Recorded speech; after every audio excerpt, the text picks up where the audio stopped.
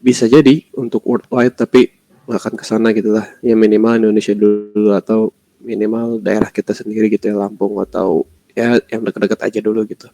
Nah, cuman kalau secara umum yang akan kita bahas hari ini adalah e-commerce opportunity in Indonesia ya. Kira-kira ada yang bisa nebak nggak atau apa ya untuk kesempatan atau opportunity buat e-commerce, buat aplikasi e-commerce, buat aplikasi jual beli online tuh di Indonesia masih berpeluang besar nggak? Atau Pak udah banyak saingan, udah ada Gojek, udah ada Traveloka dan lain-lain, atau Pak mungkin pelanggannya masih banyak jadi bisa jadi aplikasi yang dibuat masih bisa diterima gitu tuh, atau ada yang ini nggak kita diskusi ini dulu lah sekilas sebentar gimana.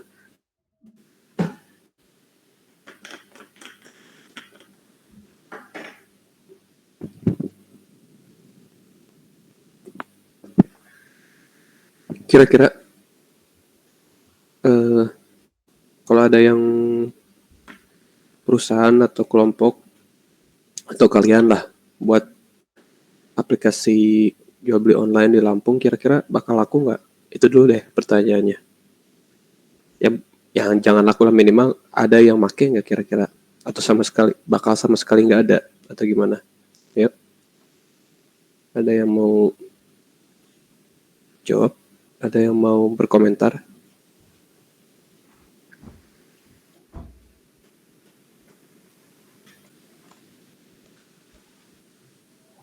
Gimana nih? Nggak ada?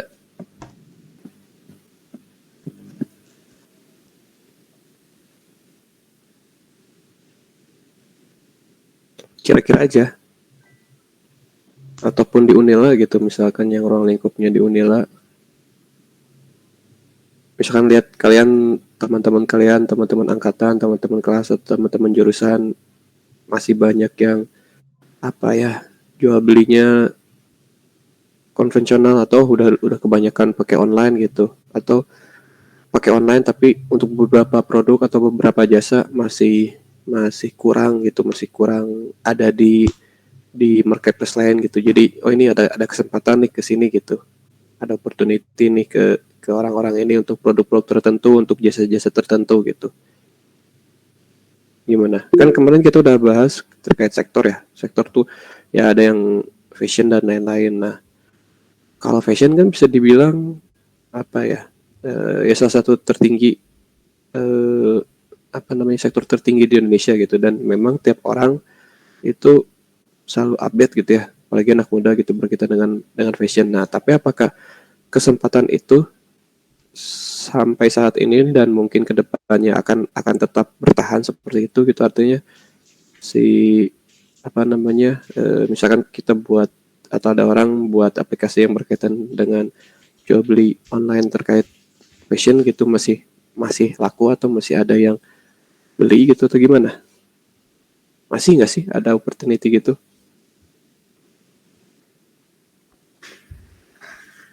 Ya online jelas.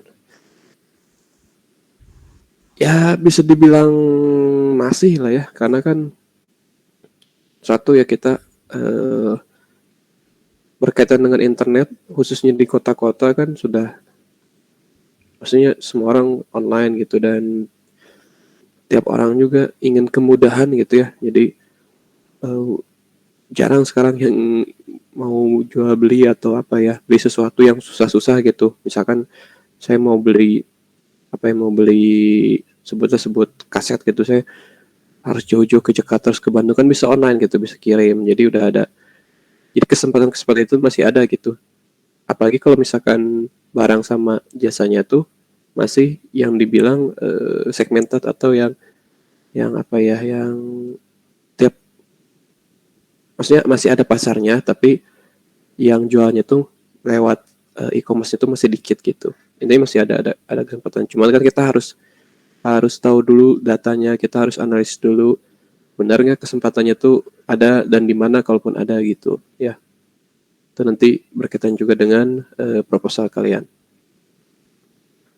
Nah, jadi intinya yang akan kita bahas hari ini berkaitan dengan tadi ya, opportunity atau kesempatan eh, yang bisa kita apa ya, yang berkaitan dengan e-commerce di Indonesia itu ya, ini apa? Ada beberapa hal yang harus diketahui dulu gitu. Ada beberapa hal yang harus ya kasarnya dianalisis dulu gitu, biar tahu ada loh opportunity-nya gitu.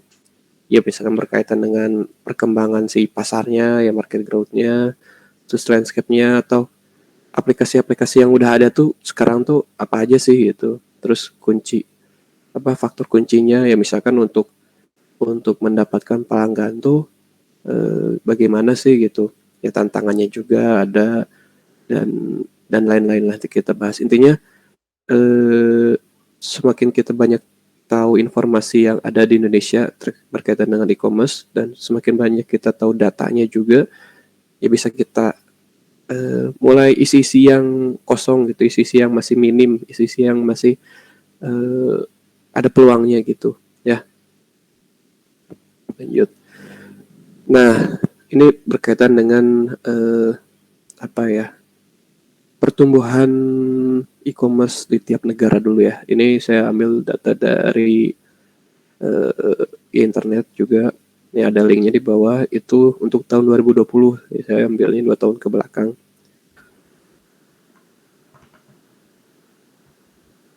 Ya, Indonesia tuh masih top gitu. Maksudnya termasuk eh, dua besar gitu, di peringkat kedua gitu untuk secara global, secara seluruh dunia tuh. Karena kan yang kita tahu penduduk Indonesia banyak, pertama potensinya ada. Terus kedua ya beberapa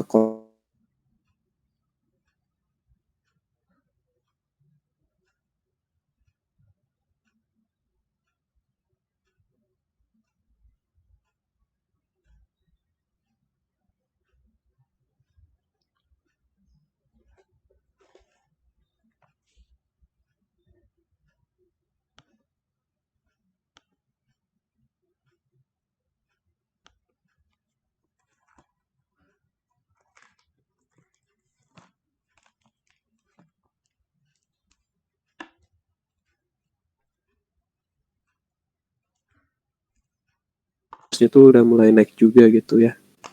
Yang orang-orangnya banyak lah minimal gitu ya, kayak Cina apalagi kan, India, Brazil. Ya, tapi Indonesia masih masih ada potensinya karena tadi. Nah, itu tadi globalnya ya, maksudnya worldwide-nya atau secara apa skupnya itu dunia gitu. Nah, kalau ini skupnya Asia, Asia tuh ASEAN ya ini ya.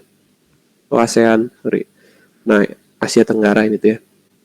Kalau Asia ya dibandingkan dengan 5 negara lainnya, Indonesia ya nomor satu gitu. Yang bisa dilihat di tahun berapa tahun ke belakang ya, berarti 7 tahun ke belakang di 2015 tuh eh, bandingan dengan apa namanya tahun yang akan datang 2025 itu sangat sangat sangat sangat jauh gitu ya, baik 2000 baik di tahun 2015 ataupun prediksi nanti di tahun 2025. Indonesia tuh masih masih menduduki nomor satu perkembangan ya, masih growth growth si pasar di ini khusus ASEAN gitu ya. Jadi kalaupun kita mau worldwide gitu ya, kita bisa mulai dari ASEAN dulu gitu, ASEAN Asia baru worldwide gitu. Tapi kan ya minimal apa eh, area sendiri, maksudnya area terdekat dulu lah, eh, kampus kita misalkan atau Lampung atau Indonesia gitu ya, untuk kalau yang mau jual beli online gitu, apalagi nanti yang mau dicantumkan di proposalnya gitu. Tapi ini nih sekilas apa namanya, saya tampilkan data terkait eh, pertumbuhannya di tiap negara gitu ya, artinya Indonesia masih masih tinggi potensinya. Nah, selanjutnya ini landscape-nya ya, Indonesia e-commerce landscape. Jadi ada beberapa platform, ada beberapa marketplace, ada beberapa aplikasi, ada beberapa media, ada beberapa apa namanya ya aplikasi-aplikasi lain lah yang berkaitan dengan e-commerce gitu. Ini kan ada beberapa kelompok ya, nanti kalian bisa lihat lagi di Vclass nanti saya upload, atau nanti kalian bisa searching juga. Nah, kalau kita lihat di sini kan ada beberapa tipe bisnisnya pernah kita bahas, kayak B2B, C2C, B2C. B2C kan bisnis ya, bisnis to customer, customer to customer dan lain-lain. Nah, itu juga ada contoh platformnya ya, atau marketplace-nya atau aplikasinya gitu. Yang kita tahu ya kayak ada Lazada yang gitu-gitulah. Nah, itu juga ada fashion, ada sektor-sektornya kayak itu fashion itu masih dibilang tertinggi ya di Indonesia gitu. Itu bisa lihat banyak tuh ya. Ada apa aja tuh nggak kelihatan. Nah, selain platform yang berkaitan dengan si tipe bisnisnya, ada juga kayak untuk aplikasi marketingnya, pembayarannya. Kan yang namanya pembayaran semakin banyak alat transaksinya semakin bagus ya. Pernah kita bahas sebelumnya ya waktu itu ya, berkaitan dengan teknologi kalau nggak salah. Nah, terus logistik juga, kalau antar barangnya gitu ya. Ini faktor-faktor penting lah. Nah, ada juga nih market research atau consulting dan lain-lain. Dulu sih pengalaman temannya teman saya kalau nggak salah, dia juga punya ngembangin bisnis di e-commerce ini ya. Dia tuh spend disebut beberapa puluh juta tuh, itu hanya untuk market research, hanya untuk ke Nielsen kalau nggak salah dulu, hanya untuk market. Kan untuk orang awam ngumpulin dana tuh kan kasarnya itu untuk buat modal lagi gitu ya, atau untuk ngembangin lain lah. Nah, tapi kalau untuk yang ngerti bisnis tuh sebenarnya lebih bagus itu ke istilahnya kita tanya-tanya bimbingan atau tanya-tanya ke yang sudah ahli gitu terkait dengan bisnis e-commerce ya, termasuk ini market research ini, termasuk Nielsen. Nah, itu tuh banyak manfaatnya lah, banyak. Nanti dikasih tahu kelebihan dari pasar Indonesia kayak gimana, kekurangannya kayak gimana, apa yang bisa di upgrade, apa yang bisa di update, apa yang bisa di potensi pembelinya tuh gimana gitu. Nah, itu kalau sendiri kan susah yang analisisnya gitu. Nah, butuh bantuan istilahnya third party atau pihak lain gitu ya. Yang mana ini ada market research. Ini ada landscape-nya lah, bisa kalian nanti lihat-lihat lagi ya. Lanjut ya. Nah, sampai sini ada yang tanyakan dulu nggak? Ini mohon maaf ya, saya nggak terlalu mungkin agak cepat juga dan agak nggak terlalu, kalau suaranya nggak jelas atau kurang kenceng ya nanti kasih tahu aja. Tapi saya ini lagi hemat energi, soalnya baru pulang juga, jadi nggak terlalu inilah.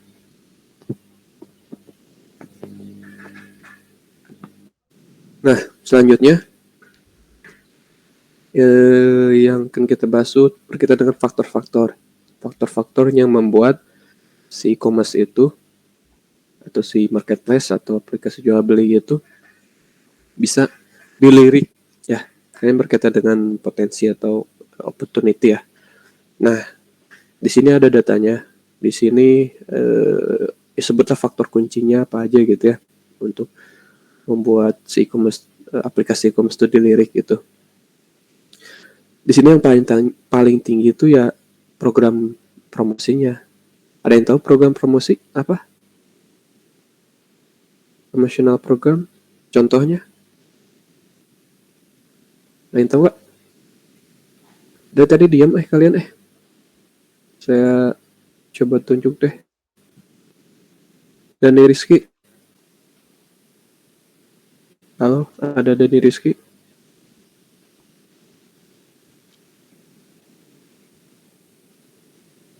Halo Dani Rizky, nggak ada. Dwi Aprili. Iya Pak. tahu nggak contoh promosional program tuh disebutlah di marketplace yang biasa dipakai apa promosi program promosi. Ini langsung ke contohnya aja ya Pak, program promosinya.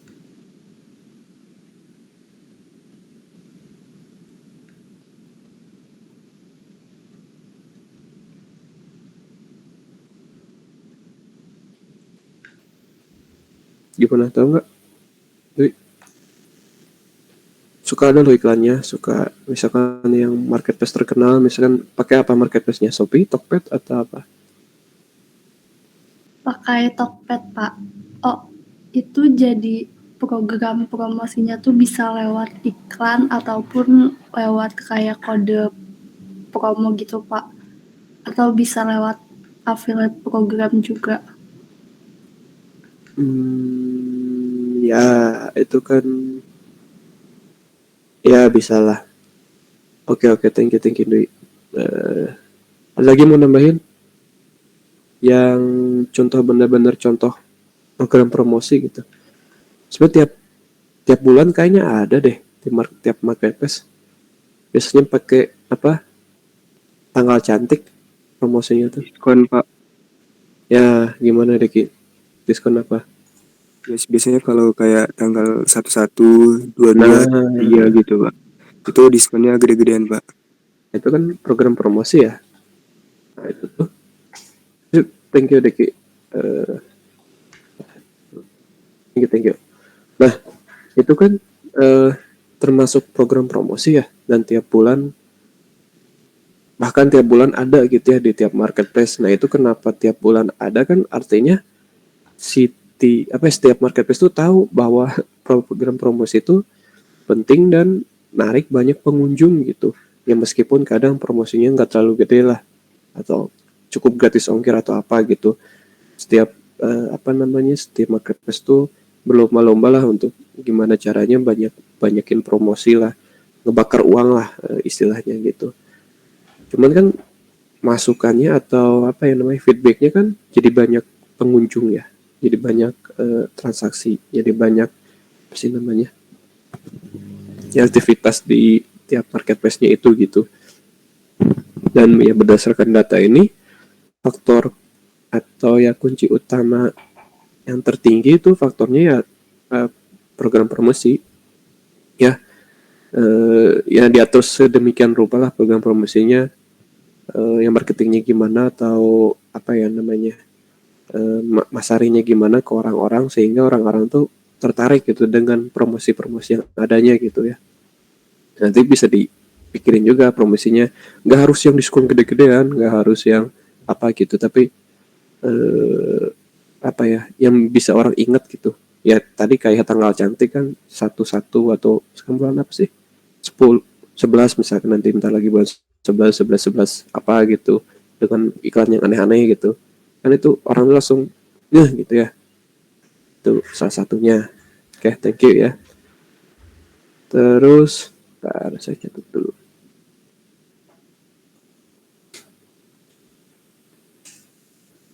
Terus lanjut. Nah ini faktor lain ya terkait rekomendasi.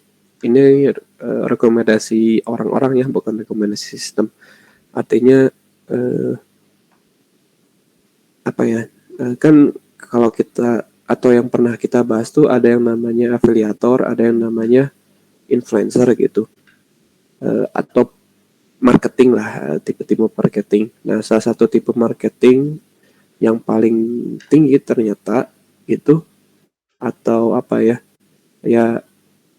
untuk berkaitan dengan orang ya, marketing lewat orang itu, rekomendasi tertinggi itu ternyata ada di afiliator ya, ada di misalkan teman antar teman tuh saling ngasih tahu terkait dengan promosi atau terkait dengan produk gitu, itu pasti tinggi ya dibandingkan dengan influencer gitu. Jadi kasarnya ngapain semahal-mahal kita buat program atau marketing atau minta bantuan ke influencer gitu dengan harga tertinggi, toh berdasarkan data atau ya fakta yang ada gitu,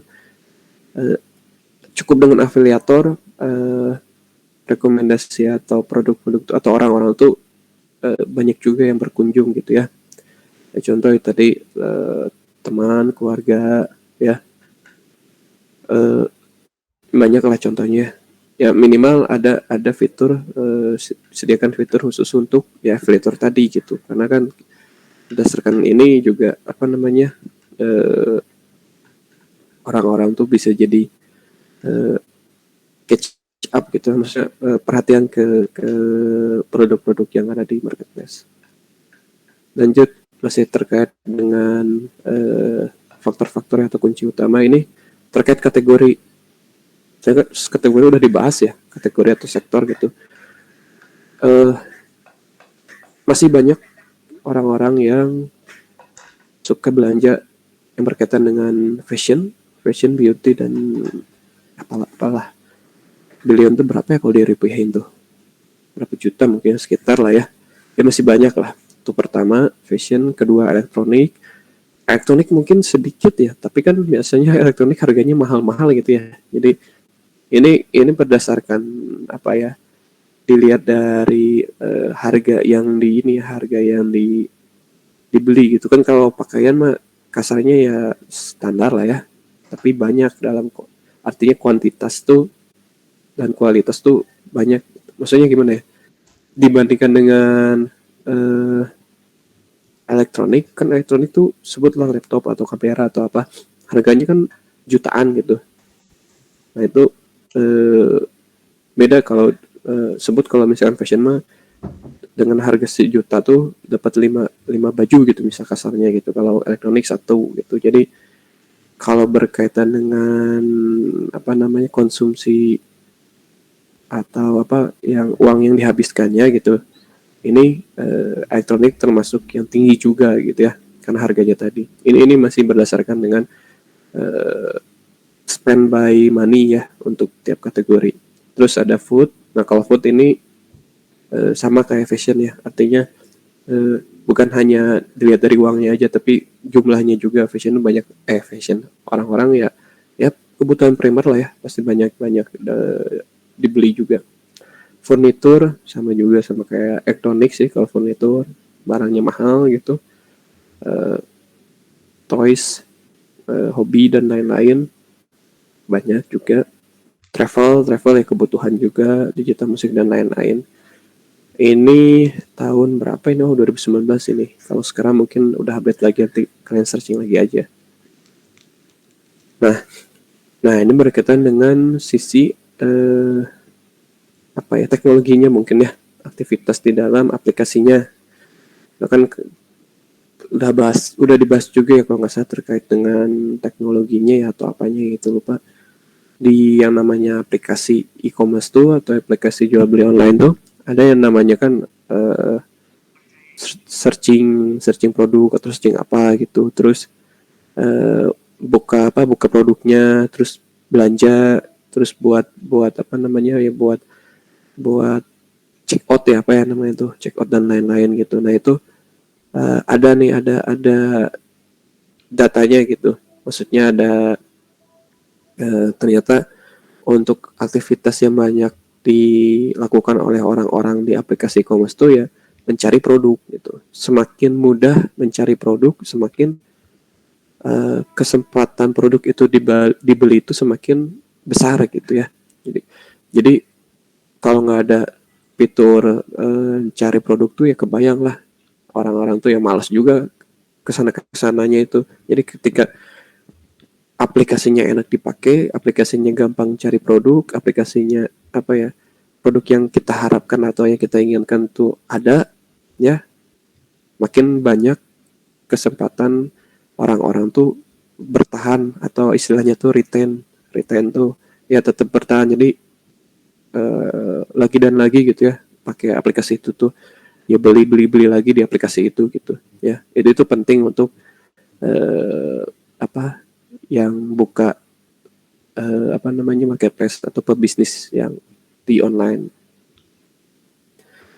Nah lanjut, sampai sini ada yang tanyakan dulu sampai tadi apa faktor-faktor ya, gimana Kak? Iya Pak, tadi tentang affiliate dan influencer Pak. Mungkin maksudnya kayak dari teman dan influencer itu Pak. Untuk eh, sisi positif dan negatifnya apa ya Pak ya? Dari Oke, teman dan oke, apa tadi thank you Kak. influencer itu. Iya Pak. Masuk lah, paham pertanyaannya. Eh, ya kan ini apa ya istilahnya membandingkan lah ya untuk lebih efektif influencer atau afiliator gitu mungkin ya apa dilihat dari sisi positif negatifnya mungkin ya untuk perbandingannya itu kan yang maksud pertanyaannya. Sebelumnya saya jawab ada yang mau menjawab nggak pertanyaan Rizka? Ada yang mau bantu jawab? Ya, intinya apa namanya dilihat dari sisi positif negatif influencer atau afiliator gitu. Kalau nggak salah udah pernah jadi tugas atau apa ya di pertemuan sebelumnya lupa saya. Gimana? Sambil saya mikir juga nih jawabannya apa gitu. Ada yang mau bantu jawab juga?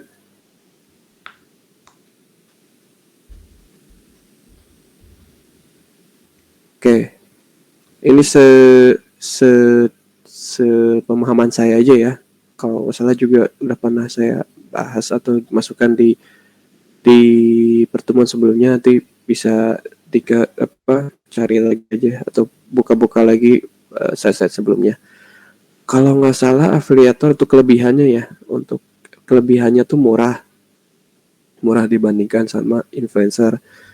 Maksudnya murah di sini kasarnya gitu ya, afiliator mah nggak perlu dibayar mahal untuk promosiin produk gitu. Afiliator mah apa ya kasarnya dikasih diskon untuk setiap produk yang sudah dipromosikan, itu banyak yang mau gitu. Kalau influencer berbanding terbalik tadi, biasanya mahal gitu, artinya apa ya sebanding dengan jumlah pengikutnya. Biasanya kalau semakin banyak pengikutnya semakin dana yang harus diberikannya itu ke influencernya itu ya semakin banyak gitu. Nah tapi kan kadang masalahnya influencernya tuh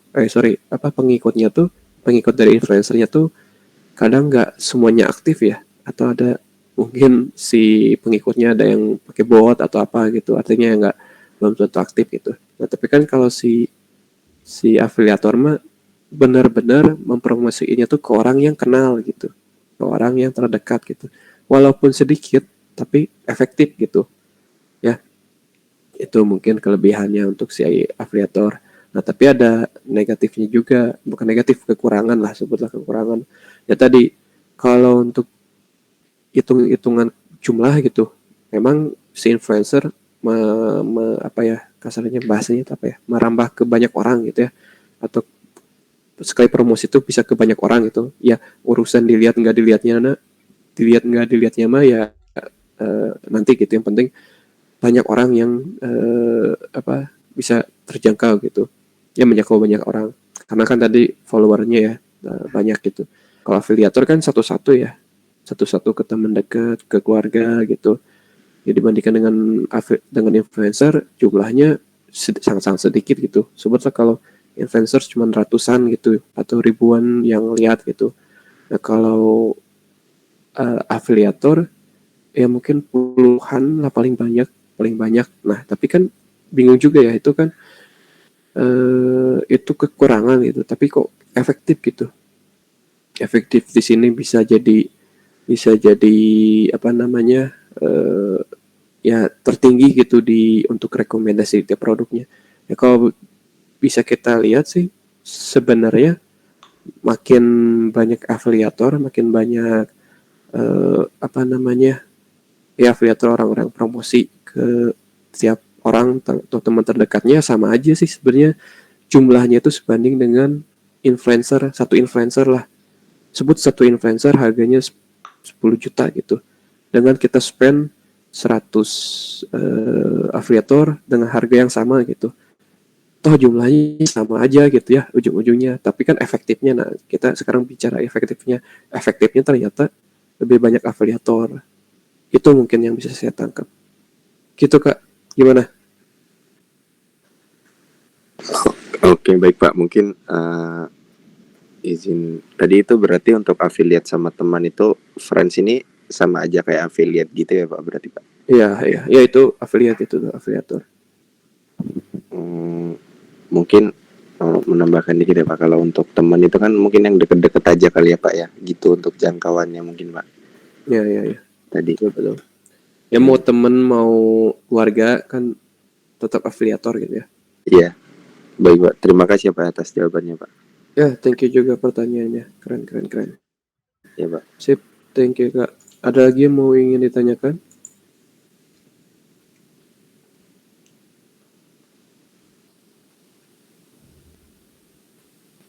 Gimana? Ada lagi? Oke, kalau nggak ada lanjut dulu ya. Nanti kalau ada yang mau ditanyakan silakan acungkan tangan atau langsung open mic aja. Nah, sekarang kita bahas terkait tantangannya ya. Tantangan tiap negara tuh beda. Sekarang kita ngomongin tantangan yang ada di Indonesia gitu. Pertama, berkaitan dengan internet. Seperti yang sudah saya bilang di awal gitu. Untuk kota-kota besar ya internet oke lah gitu. Meskipun kadang ada gangguannya juga gitu. Modal utama, ya bisa dibilang modal utama untuk terjadinya transaksi jual beli online atau terjadinya aktivitas di e-commerce ya gitu ya, yang mana online, itu kan internet ya, faktor utamanya ya. Nah tapi kan masalahnya atau tantangannya di Indonesia kan gak semua internet tuh merata ya. Maksudnya untuk daerah-daerah tertentu, untuk kawasan-kawasan tertentu, untuk pulau-pulau tertentu mungkin bahkan itu internetnya masih belum terjangkau, masih belum stabil. Bahkan misal nih internet stabil atau internet sudah ada, tapi aplikasinya belum sampai ke sana. Kasarnya misalkan kayak Gojek gitu, Gojek atau Grab, itu tuh driver-drivernya belum sampai ke sana gitu. Kayak apa ya, setahu saya ini punya teman di apa sih, Lampung Utara atau apalah, daerah apa ya lupa, beberapa tempat tuh nggak ada drivernya gitu. Atau misalkan mau beli GoFood itu nggak ada yang jualannya gitu. Masih banyak yang konvensional. Nah itu jadi masih belum merata lah, bahkan di Lampung sendiri gitu. Nah, jadi masih banyak tantangannya sebetulnya. Tadi yang pertama internet. Terus ini saya dapat dari ini ya, dari nanti buka aja kalian nanti linknya. Ini masih berkaitan dengan internet sih ya. Maksudnya infrastruktur. Kalau ini kan secara umum ya, infrastruktur atau digital content pillar itu masih jauh dibandingkan negara-negara lain. Kalau kalian lihat di sini, misalkan berdasarkan World Economic Forum ini tahun berapa ya, saya belum baca ya, nanti dicek lagi aja. Dari 130 negara yang ada ya kita masih di angka 105, masih jauh artinya ya infrastrukturnya. Yang berkaitan dengan infrastruktur kan salah satunya internet tadi ya. Terus yang lain-lainnya kayak apa namanya, ya misalkan aplikasinya atau SDM yang bisa buat aplikasinya, atau apa namanya hardware-nya ya, komputer atau HP yang mungkin bisa dilihat, atau mungkin ada berita yang orang Indonesia HP-nya 2 atau 3, ya mungkin kebanyakan orang atau kota-kota besar ya kayak gitu. Tapi kan ya baik lagi, ini secara globalnya di Indonesia gitu. Untuk daerah-daerah tertentu ya boro-boro HP gitu kasarnya ya. Listrik juga kadang ada yang nggak ada gitu. Ada beberapa kota yang masih gitu ya. Kalau kalian kasarnya misalnya buka mata atau searching ya masih belum merata lah negara kita tuh. Ya, tuh untuk infrastruktur digital content pillar masih jauh lah. Tapi mungkin untuk tahun-tahun sekarang mungkin harusnya sih naik ya peringkatnya. Ini nggak tahu tahun berapa, nanti cek lagi aja. Nah, terus tantangan selanjutnya, nah ini nih yang lumayan jadi tantangan yang paling kasarnya. Kalau internet, kalau infrastruktur kan harusnya ya, kalau misalkan benar-benar dipikirin kan bisa diatasi gitu ya. Nah, tapi untuk yang ini nih, untuk diatasinya agak sulit gitu, karena kan ada hal-hal yang bisa kita kontrol, ada hal-hal yang nggak bisa kita kontrol lah. Ini termasuk yang hal-hal yang nggak bisa kita kontrol karena ini berkaitan dengan apa sih sebutnya tuh archipelago tuh apa ya? Kan Indonesia tuh kepulauan ya, banyak pulau-pulau dan kalau kepulauan kan pasti harus lewat laut, lewat udara dan lain-lain untuk menjangkau tiap pulaunya itu gitu. Nah itu tuh tantangan juga untuk e-commerce tuh untuk yang berkaitan dengan bisnis online tuh karena untuk ngirim barang tuh kadang nyampainya tuh lama, kadang nyampainya tuh susah, kadang nyampainya sulit lah, kompleks lah untuk sampai ke pulau-pulau lainnya tuh. Nah ini kan gimana ya, maksudnya Indonesia tuh udah pulau kepulauan gitu kan, itu hal yang tidak bisa kita kontrol gitu, udah dari sananya gitu. Nah yang bisa kita kontrolnya apa nih kan agak sulit juga gitu. Nah jadi ini tantangan yang lumayan besar, lumayan kompleks juga gitu ya. Jadi nah ini dibutuhkan cara-cara yang kreatif mungkin ya untuk apa yang namanya untuk menjangkau tiap kota gitu atau tiap pulau gitu. Misalkan buat post di pulau lain atau buat titik poin di pulau lain gitu atau gimana sih juga nggak ngerti lah, intinya itu salah satu tantangan yang berat juga gitu ya, ini khususnya di Indonesia gitu ya. Lanjut, oh udah mau habis ya ini slide-nya, ada pertanyaan sampai sini?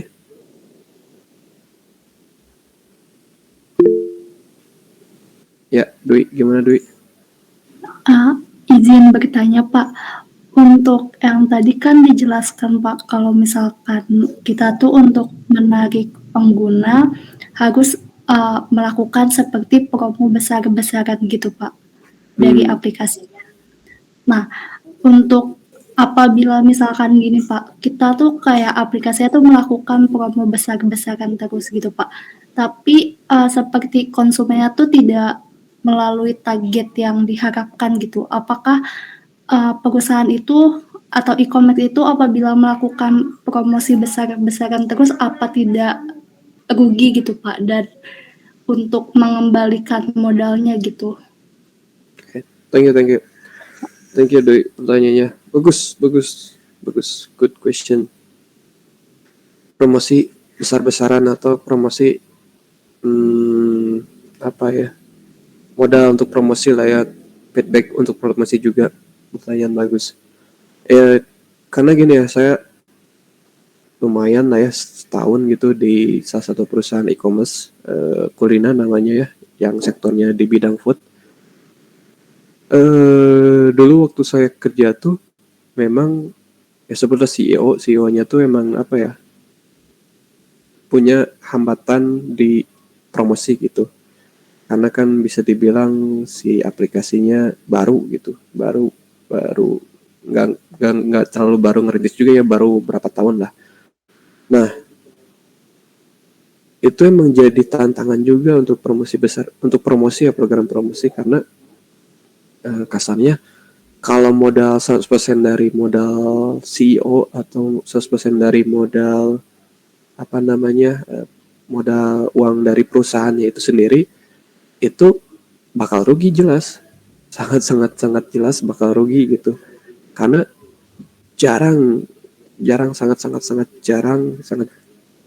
ya mustahil lah promosi itu memenuhi target 100% pengunjung. Misalnya nih, saya punya program promosi 11-11 nih, ya targetin 1000 pengunjung atau targetin 500 transaksi gitu, itu jarang kesampaian ya, sedikit mungkin yang kesampaian, chance-nya tuh dikit gitu. Rugi ya rugi gitu. Apalagi kalau biayanya biaya perusahaan sendiri gitu. Nah makanya di sini perusahaan-perusahaan berlomba-lomba untuk mencari investor ya. Jadi di sini tuh investor tuh, apalagi perusahaan-perusahaan besar ya, investor tuh apa ya namanya, maksudnya perusahaan-perusahaan besar tuh cari investor untuk program promosi, bukan untuk program pengembangan aplikasinya ya. Kan dulu ya mungkin nggak tahu nih yang kalian ketahui atau apa gitu, kalau saya dulu mikirnya investor tuh ngebiayain dana untuk pengembangan aplikasi atau beberapa apa ya, beberapa aplikasi di luar e-commerce, investor tuh kayak gitu gunanya gitu. Misalkan media sosial, Twitter dan lain, investornya tuh ya bantu dananya tuh untuk pengembangan aplikasinya gitu. Nah, khusus untuk e-commerce ini, investor tuh ngasih dana untuk program promosi, bahkan segitunya gitu. Nah, urusan terpenuhi targetnya, kasarnya itu mereka kadang bukan nggak mau tahu ya, maksudnya ya nggak jadi masalah, nggak 100% memenuhi target juga. Yang penting ada apa namanya, ada sebutnya itu apa sih lupa ya. Ya ada aktivitas, ada orang-orang yang masuk ke promosi itu. Kalau kalian lihat lah, bahkan di beberapa marketplace besar ya kayak Tokped atau Shopee sampai ngundang artis gede kan ya, artis kayak BTS kayak apa gitu. Itu dananya tuh langsung dari investor, mustahil dari si Tokopedia-nya langsung gitu. Mereka tuh feedbacknya tuh ini apa namanya, aduh saya lupa namanya, istilahnya apa. Yang penting yang jelas ketika orang banyak mengunjungi suatu aplikasi itu tuh sudah jadi keuntungan untuk beberapa investor. Ya, kasarnya datanya, mereka dapat data lah, mereka punya datanya gitu ya. Untuk urusan apa namanya, dapat terpenuhi apa namanya target transaksinya itu, kadang beberapa investor urusan kedua atau ketiga gitu, tapi ya tidak menutup kemungkinan ya targetnya juga harus terpenuhi gitu ya. Jadi gitu. Jadi untuk menanggulangi kerugian dari program promosi yang gede-gedean itu ya tiap perusahaan e-commerce itu berlomba-lomba untuk mencari investor gitu.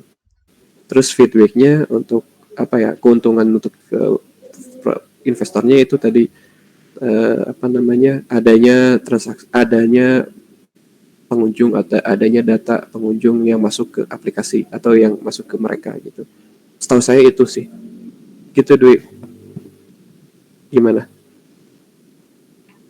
Iya Pak, karena tadi sempat bingung gitu Pak, maksudnya kalau misalkan dari perusahaan itu sendiri tanpa investor kayaknya sulit gitu Pak. Jadi Wah, terima sulit. kasih Pak, jawabannya bisa dipahami. Ya, makasih juga Dwi. Oke, mungkin ada lagi yang mau nanya? Ini kalau kalian lihat bulan-bulan sebelumnya atau beberapa tahun-tahun belakangan ini, ada beberapa perusahaan yang ketika ditinggal investor langsung bangkrut, langsung apa namanya, langsung kasarnya pecat-pecatin pegawai. Bahkan Shopee juga kalau nggak salah banyak yang mecatin pegawainya ya.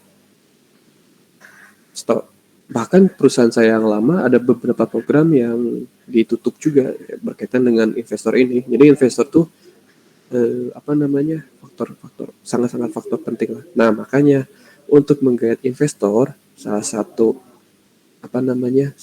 caranya ini buat proposal ya. Jadi ya kasarnya ini kalian latihan buat menarik atau menggait investor lah ya dengan proposal ini. Anggap saya investornya, saya mau ngasih uang ke kalian gitu ya, nanti kalian buat proposal sebagus mungkin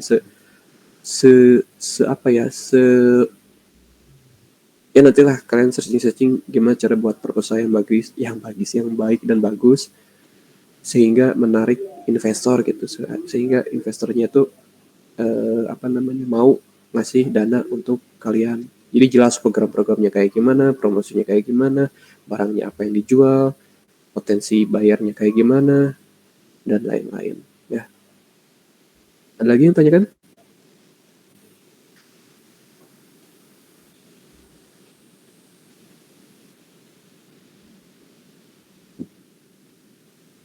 Oke, silahkan kalau ada yang tanyakan lagi. Tunggu. Oke, tadi thank you pertanyaannya. Kalau nggak ada yang ditanyakan, ini ada tugas berkaitan dengan proposal. Ya. Tugasnya kalian nanti lampirkan visualisasi data yang kayak saya tampilkan sebelumnya, maksudnya di slide ini. Ini kan ada beberapa visualisasi data. Cari datanya, cari cari referensinya di internet banyak. Nah, contoh visualisasi datanya misalkan berkaitan dengan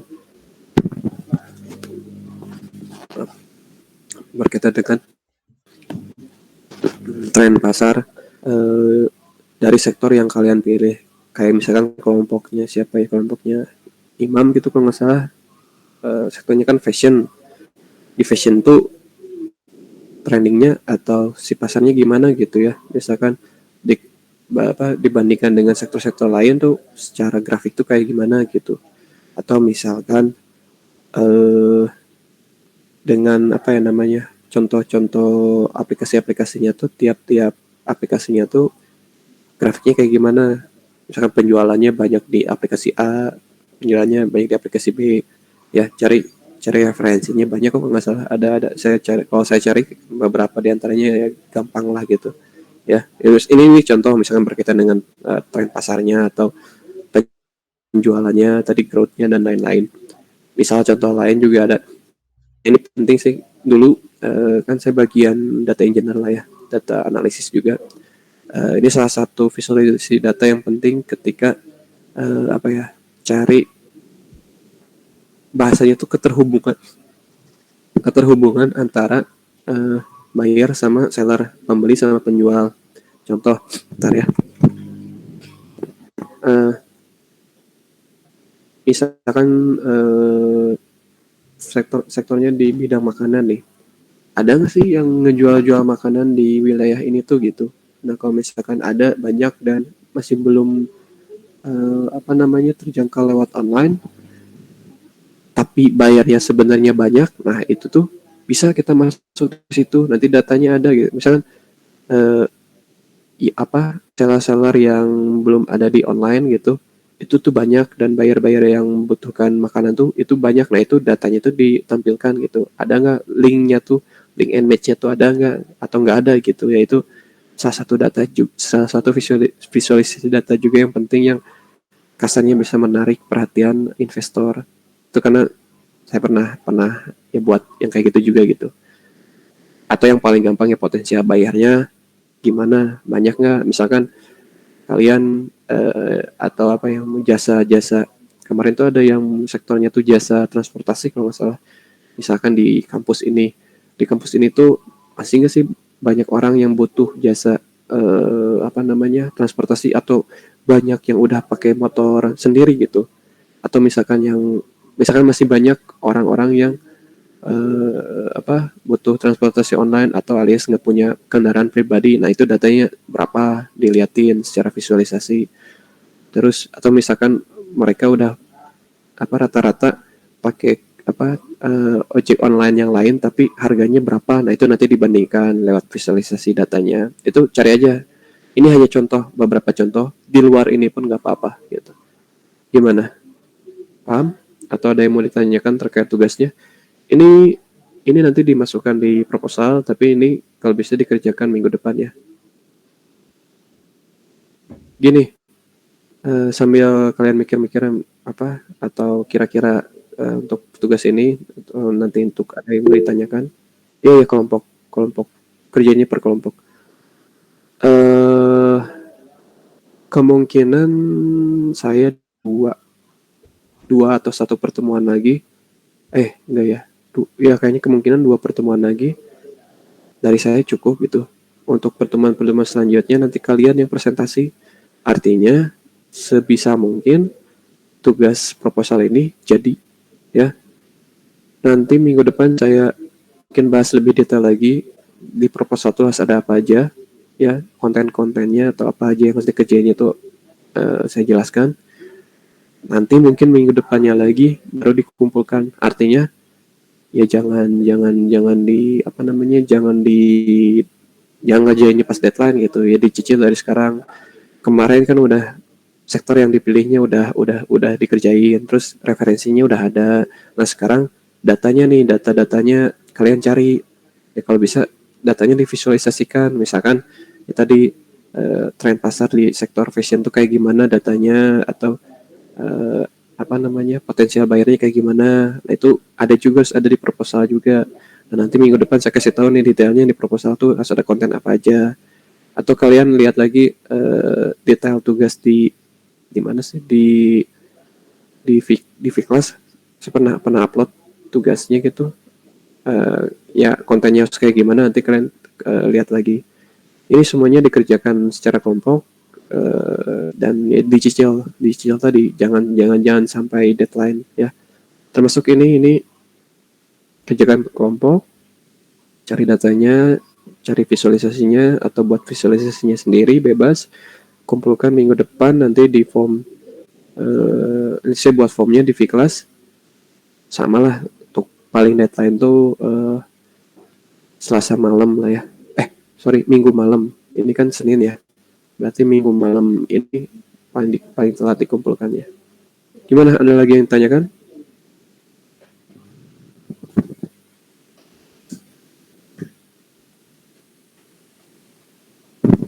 Jelas? Tugasnya?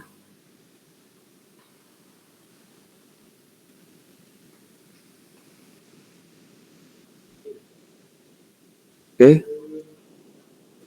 Kalau tidak ada lagi yang ingin ditanyakan, nah,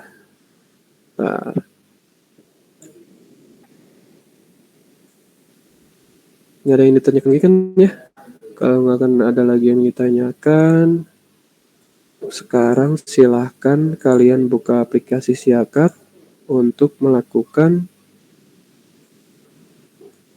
presensi. Nah, coba scan barcode ini.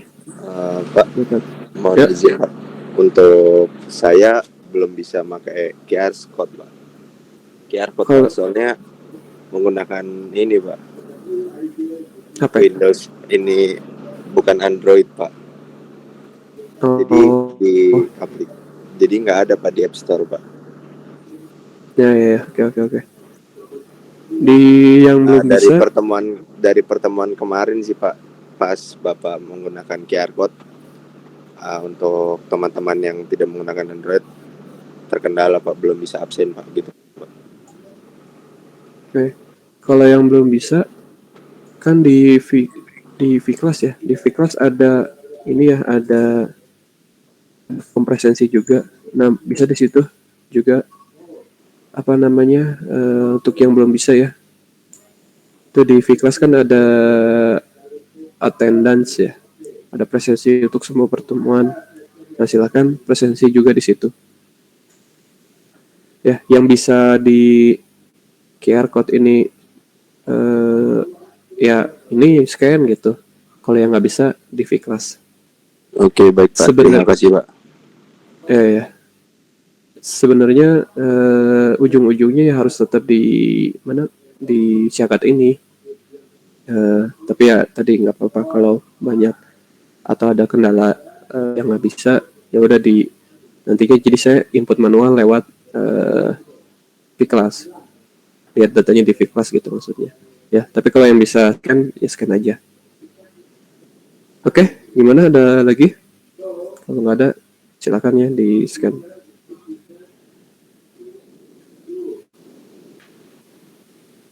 Silakan kalian scan, saya tunggu sampai 5 menit.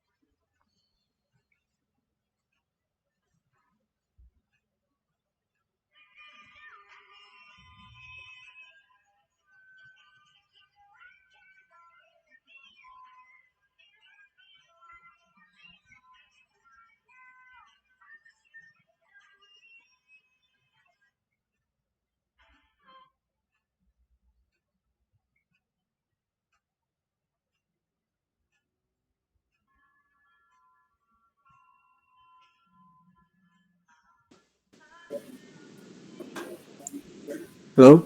Udah ya? Ini udah presensi ya? Sekali lagi, yang belum silakan presensi di kelas. Tapi kalau bisa jangan double ya, biar saya nggak pusing. Yang belum aja yang di kelas. Yang sudah ya, yang bisa ya di sini. Gimana? Ada lagi? Kok mahasiswanya jadi 12? Gimana yang lain?